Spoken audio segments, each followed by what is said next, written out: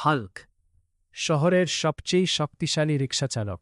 নদীর পাড় ঘেঁষা একটি ব্যস্ত শহর, নাম তার সবুজপুর।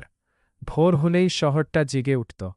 আজানের ধ্বনি, চায়ের দোকানের ক্যাকলি আর রিকশার ঘণ্টির টুংটাং শব্দে চারদিক মুখর হয়ে যেত।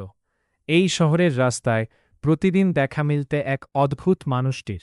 তার নাম হাল্ক। হাল্ক ছিল বিশাল দেহের মানুষ। তার হাত ছিল গাছের কাণ্ডের মতো মোটা, বুক ছিল পাহাড়ের মতো চওড়া, কিন্তু মুখে ছিল শান্ত হাসি, চোখে ছিল মায়া। সবাই অবাক হয়ে ভাবত, এত শক্তিশালী মানুষ রিকশা চালায় কেন? হাল্কের রিকশাটাও ছিল আলাদা, পুরনো হলেও পরিষ্কার। সামনে বড় করে লেখা, হাল্ক রিকশা, জোরে নয় ভরসায় চলি। ভোর হলেই শহরটা জেগে উঠত। আজানের ধ্বনি, চায়ের দোকানের কেতলি আর রিকশার ঘণ্টির টুংটাং শব্দে চারদিক মুখর হয়ে যেত।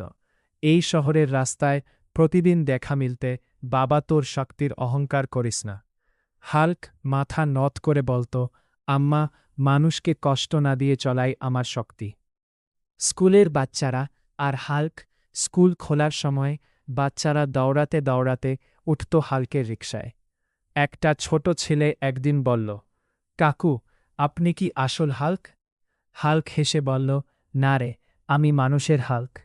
বাচ্চাদের সে কখনো জোরে চালাত না, রাস্তা পার করিয়ে দিতে খুব সাবধানে। তাই সব অভিভাবক চাইত, আমাদের বাচ্চাকে হাল্ক রিকশায় পাঠাবেন। জ্যাম আর হাল্কের ধৈর্য। একদিন শহরের মাঝখানে ভয়ঙ্কর জ্যাম লাগল। বাস, ট্রাক, রিকশা সব আটকে গেল। হঠাৎ এক অন্তঃসত্ত্বা মহিলা ব্যথায় কাতরাতে লাগলেন।